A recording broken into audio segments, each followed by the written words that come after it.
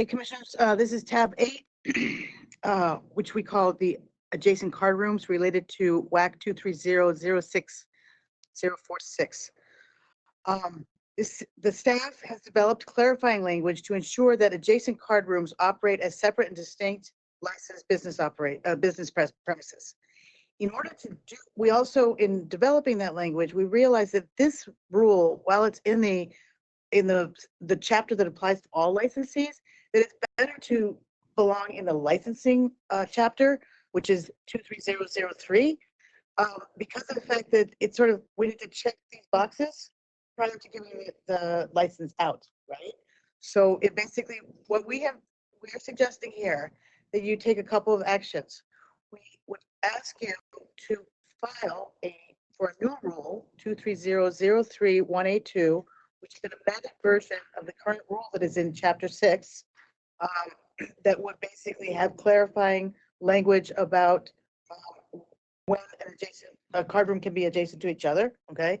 And at the same time, a second thing is to authorize us to file for a repeal of the current WAC 230-06046 on an expedited basis, on the basis of the fact that it would become redundant because it would now exist in chapter 3 and not in chapter 6. Does that make sense? And then the language is there. It just has some clarifying language in terms of on what basis you can have structures next to each other. We need 2 motions for this, Madam Chair? I believe so, yes. We're not what we originally started out doing, although we left ourselves some options. We originally thought we could amend this. We started looking at it. We really said, why is this in this chapter that applies to all licensees? Why isn't it in this licensing chapter? Because it's really what we would do. We would first check and make sure all these conditions exist, and then we'd give a license. We want to move it, and in order to move it, we need to introduce a new bit rule and repeal the old one. Housekeeping. Yeah. But wouldn't it be best if they were tied into a motion so that somewhere down the line, like passing repeal, I don't see what the harm would be. Maybe staff can help us. Suzanne, is there any reason? So I don't see a particular harm either way. The question is just the clarity of the motion itself, and whether the 2 are combined clearly in your intent. motion, say, I'll just call it the 06.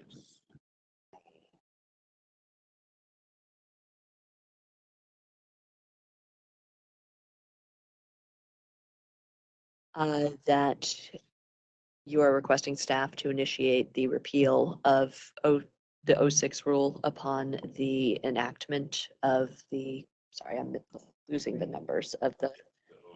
correct rule. Yes, I think you can do that together, if that is your intent.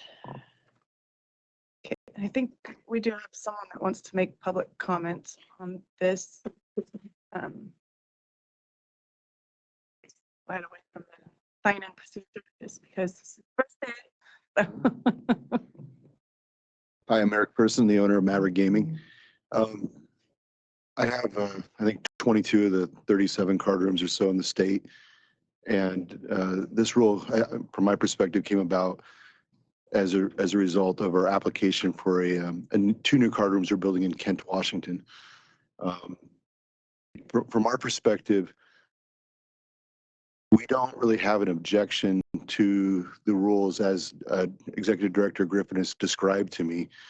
I do just have a language which goes to the intent of the change, which is a language question, and that is when you read 1 and 10 of the 230-03-182 of the proposed language, it just says that the first part says, it says of this section and we're licensed on the effective date. Much better for me. We'll be right over there.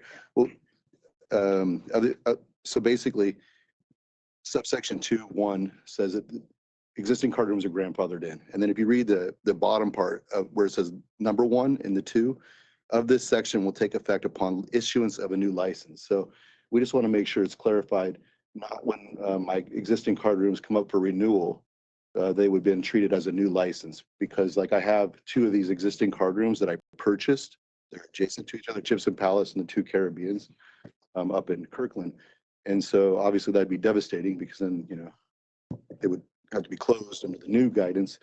So as long as that's not the case, then I don't really have an objection to this. But if that is the case, then I have a big fight and I'm going to be going.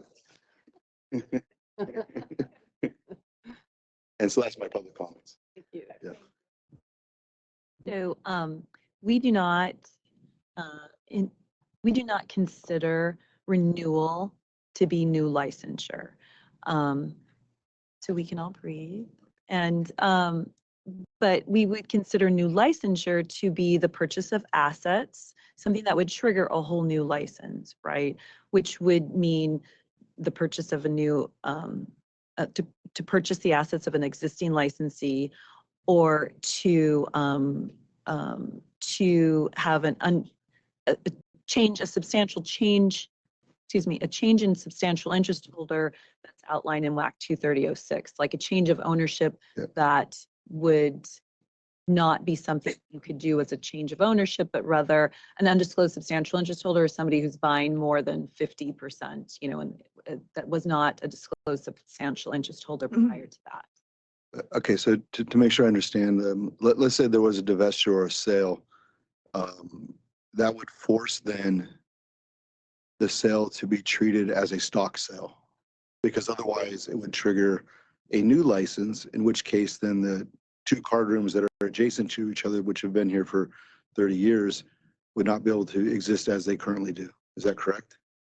Potentially, but we have to still always make sure that they meet the definition of established food and beverage business. And so that was the intent moving forward, is that they continue, should there be something that causes a new license to be issued, then they should be looked as any other new applicant. So in terms of a hypothetical, if something triggers a new license for your existing licensees that have been grandfathered in, they would need to follow the rules as if they were new to this. They wouldn't be covered under the grandfather. I understand. Then from Mav's perspective, that is, that causes great harm to the existing assets. And while I have no issue with a grandfathering and new rules for new builds, I think that I purchased those assets under the condition of these existing rules, and it causes me great economic harm because it damages my ability to ever sell these assets. And so I would ask the commissioners to think about that as they're thinking through making new rules for card rooms, which I understand, versus card rooms that already existed, have existed for many years, and were purchased under this context. Because what that does is it doesn't ever allow me to exit or sell, because I have to maintain the existing license. So I think that if you look at subsection 2 of the current rule, 230.06.046 says subsection 1, which outlines the current, it's stated in the opposite way. These subsection 1 says card rooms may not be adjacent to each other if licensed premises do A, B, or C. And then subsection 2 says subsection 1 of this section does not apply to non-house banked Class F and house bank card rooms physical locations that have any of the features listed in 1 of the section and were licensed on the effective date of this rule. So I would ask then, I think that this would be something that if you're grandfathered already and you are issued a new license, I think the same thing applies with how it's currently written. But I'll look to. Could you explain that again for me? I'd appreciate that. I know you understand it, but would you explain that Really? again? I'm looking at it. I think that what we're trying to clearly articulate, In subsection 2 of 230.06046. right, I think subsection 2 of the current rule, I think it gives us the ability to still only apply these exceptions who were grandfathered in when this rule was put into place, as long as they don't become new licensees in the future already. Right. So then what Eric's saying is that if he sells his business, then someone has to be a new license and it could risk shutting down. Right, so I guess what I'm trying to point out is, even though we're making it very clear in the new rule, I think the old rule Okay. already has the ability for us to say, no, if you sell your business as a grandfathered business and it wasn't compliant with sub 1, I don't see that the current rule continues that grandfather clause to infinity. Mm. But that's just my read of that.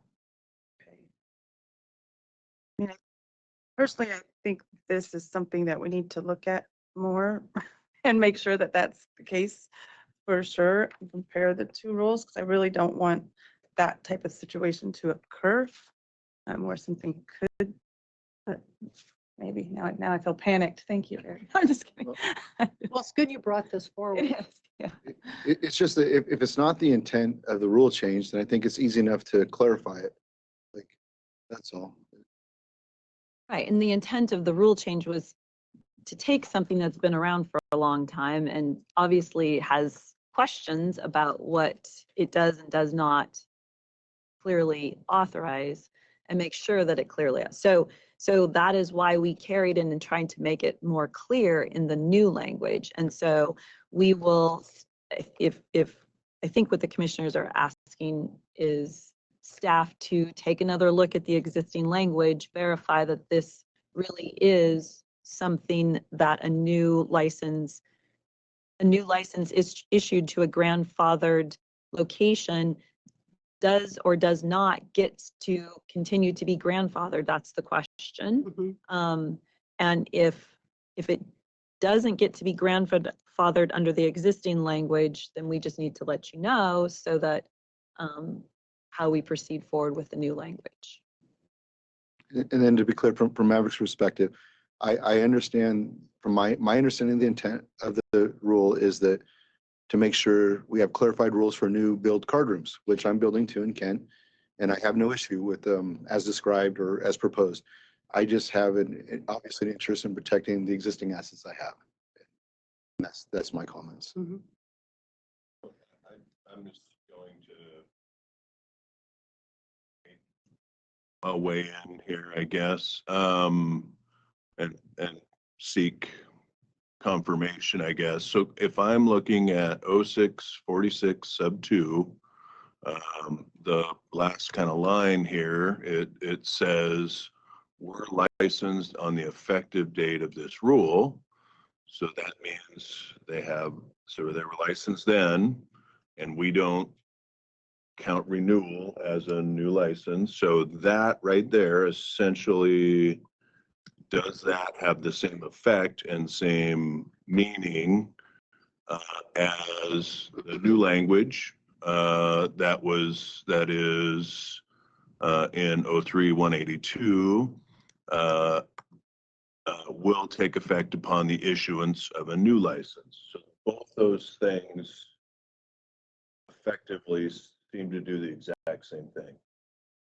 Grandfather, unless issuance of a new license in the new language, and in the old language, we're licensed on the effective date of this rule. So both those seem to do the exact same thing to me. So the existing rule already says this. And is there a different reading? I think what petitioner or what Mr. Pearson's worried about is that perhaps it's not going to carry over. Could we change that sentence in the proposed rule. It says, subsection 1 of this section, and were licensed on July 1st, 2018, which was the effective date of the old rule. Yeah, I don't know crafting that, whether that Yeah, construction works. I mean, to me, it seems like slightly different words to do the same thing. it is, but what I think Sure, he's but worried about is that if, sure. yeah, if 06, well, or the one in section 6 goes away, and then the new language says of this rule, which is the one in section 3, that would have an effective date as of 2024 and not an effective date as of 2018, which I think is the intent. Right. So now I think I didn't hear that. Yeah. As a concern, but I hear that as a concern now. Do you still have the concern that, see, I understood your concern to be something different, that your other properties that have been grandfathered, if you were to decide to sell those today, they may not be grandfathered into the future. Is that your concern or not? My concern is, yes, in a nutshell, at the time when I wish to divest the assets, if they're going to lose their status as adjacent card rooms because of a new rule change, then I won't be able to sell them and they'll have to close. Or you could try to, depending on how language is finally written, you could have someone do a stock purchase of those assets. But of course, that means that the purchaser will inherit liability. They'll inherit all the liabilities of the business, which means then that business is worth a lot less. And so my ask is only that we recognize all of the adjacent card rooms in the state of Washington, not just mine, although I happen to own them all, and allow those to be grandfathered in so that my businesses aren't economically harmed at the time when my son someday wishes to sell them. That's my ask. So I see your Yeah, new issue. Yeah. Then I think, to me, is what Commissioner Sizemore has indicated, that the existing ones are currently grandfathered. The intent always was is they continue over to be grandfathered. So I recognize that we need to make that adjustment to this rule.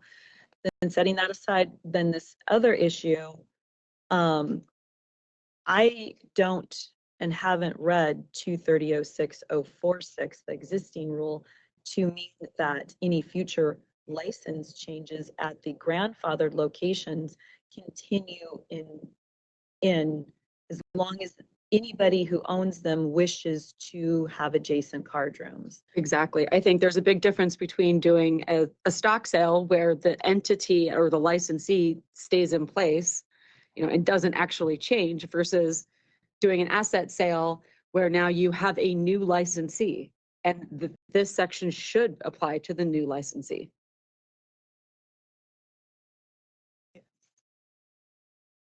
The stock sale could trigger a new license, right?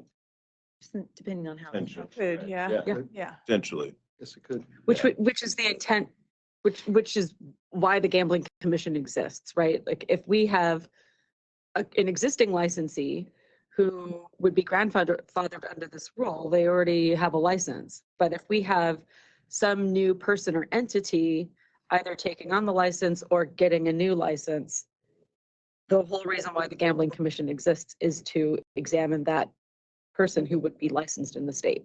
So It's just that we should acknowledge that this is a paradigm shift. Previous history with the Washington State Gambling Commission allowed these buildings to be created next to each other and have access in the back of the house. And in the case of Caribbean, some in the front of the house. And that was the thought process at the time when these buildings were created and the licenses were approved. And there's probably been a multiple of owners throughout that time. And I'm the most recent. And sometimes in life, things change, and that's fine, and rules change. And like I said, I don't have any issue. I am the one building card rooms, and I'm building two, and there will be adjacent. And I have no problem with the totally segregated wall and lack of access between the two buildings. My only concern is the existing assets, and I think that we should acknowledge the fact that should these rules be adopted, we're changing our perspective on how adjacent card rooms should be located in the state and treated. And I'm only trying to protect the ones that were created previous to this paradigm shift so that one day I'm able to sell them. That's it. You know, I don't think that it's a huge ask. I'm not even sure what the need for this language is, other than the fact that Maverick, applied to build these 2 card rooms, and, perhaps there's some political pressure because there was never an issue previous. But now there is. Why? There's no change. This has been in place since Oh, 2018. but there is a change. She's suggesting a rule change right now. That is the purpose of what we're talking about, is a rule change. To clarify language on how adjacent card rooms should be treated and what the rules for adjacent card rooms are. And it's coming about, they're standing because I am building 2 card rooms in Ken. Had I not been doing this, I doubt we'd be standing here in this reality of this world right now, but I am. And so we are making new rules, perhaps. And all I'm asking in the process of doing that you don't economically damage my existing assets or inhibit my ability to sell them one day. That's my ask. So even if we were to take this new rule off the table and not proceed with the new rule, subsection 2, my read of subsection 2, the current rule does not. We can explore this further. And I don't disagree with you, Executive Director Griffin. What I am making sure the world understands is that the rules for adjacent card rooms are being proposed to change. And that world of card rooms in the state of Washington, when they're adjacent, is not going to be the same as it was previously. And I'm just trying to make sure the assets I have in the past, and it's being changed in a way, in a viewpoint less favorable to the adjacent card rooms than previously held. And that's fine, that happens. And I'm just trying to protect the assets that were created in a different world previous to these proposed changes, because it wouldn't be a huge stretch to think in the future, why should these card rooms that are adjacent have this back of the house access? And perhaps we should change this rule. And then all of a sudden, like, those buildings aren't card rooms anymore because of the changes that happen. And then they go away. And so I'm just trying to protect the existing assets. I'm trying to protect the existing assets of their right to be sold and traded at like a fair market value, and trying to protect these jobs. It's not like we've gone from 37 card rooms to 120 because we went the other way from 120 to 37. And it's because of decisions like this and choices like that that are not business favorable to card rooms. We should just say that out loud, because that's what's really happening here. We're not making the card room industry easier, making it harder. Not sure why. Because we fund everything in this room. I'm pretty sure. What exactly is the change that you are opposed to? Like, what is the language in the proposed rule that you are opposed to? Oh, actually, no, let me go back. In the existing rule, because this is merely a reflection of the law as it stands now. What is the change? Oh, of the existing rule, had there not been a proposal for new language, there would be no request at all. But in this case, But the existing rule would still apply. the existing rule would still apply, but the dynamics and the politics of the reality of which these rules set would not have changed. But they have changed because we've requested new language. But the new language is the same as the old language. It's not the same as that It is the language. same as the old language. No, it requires an entire segregation of space, which was not previously required. That's required under the current rule. No, it's not. Yes. The existing card rooms do not have that. It says existing card rooms cannot be adjacent to each other if each premises shares inside public access and has employee access between the 2 businesses and shares windows or similar structures that allow them to see into each other. Okay, so what has happened in the state of Washington for a very, very long time? I don't want a history recitation. I just want the pinpoint of the change The pinpoint, that Maverick is opposed to. okay. Like I said, I'm not opposed to the new language that's proposed. But that's why you're standing up here today, sir. No, it's not. What I'm standing up here is to say that in the environment where this language is being proposed to change in a way that is less favorable to adjacent card rooms than currently exists. What exactly is less favorable in the proposed rule? The exact language that is less favorable.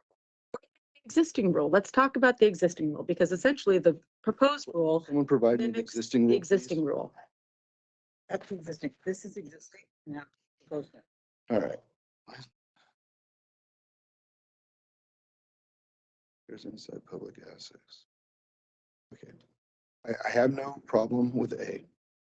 Of the existing rule. Yes. Okay. I have no problem with B. Okay. And each is fully separate and distinct. There's a solid wall with no internal access. Okay, so the main change is that, and I understand the intent, but when it says there is a solid wall with no internal access between the two premises, that's for clarification. I think, I mean, I don't want to speak for Director Griffin, but I believe that's just for clarification.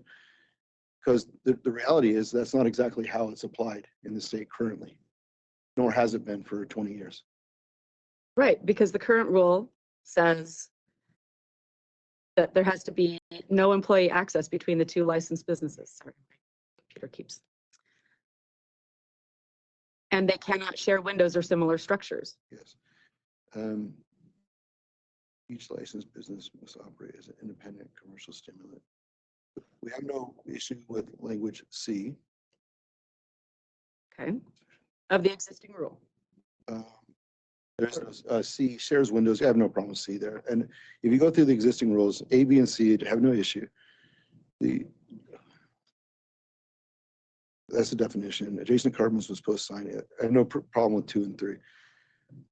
Okay, so you have no problem with the law as it exists now? No. Okay, and then the proposed rule, what change in the proposed rule do you have a problem with? Each licensed business.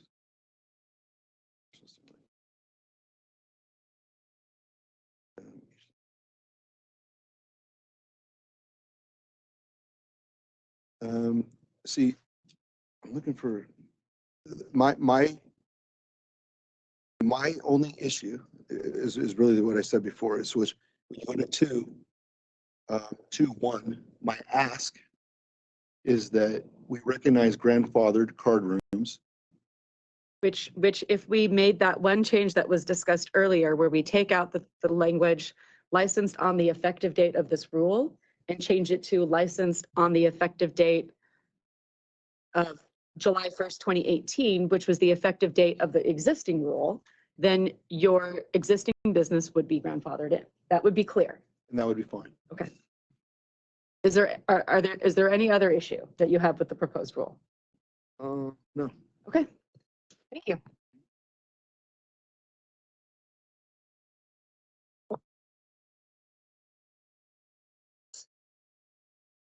So was that your recommendation initially? Yeah. Change the language in that way?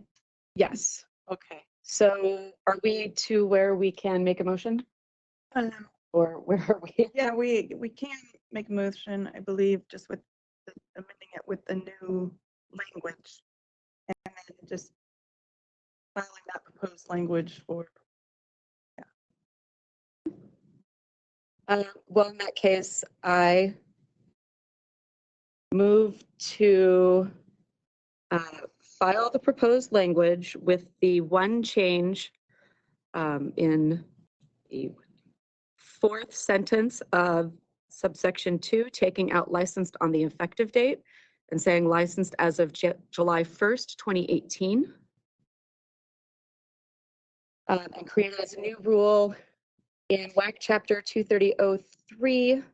And I move to initiate repeal of WAC 230.06.046 on an expedited basis, given that the new rule will make the existing rule redundant.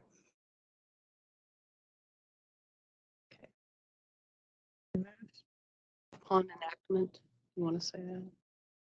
Oh, upon enactment, yes. Amending my prior motion. We'll make the existing rule redundant upon enactment of the new rule. Right. Second. Okay, been moved and seconded. Any further discussion? All those in favor, say aye. Aye. All right. Aye. All right, motion passes.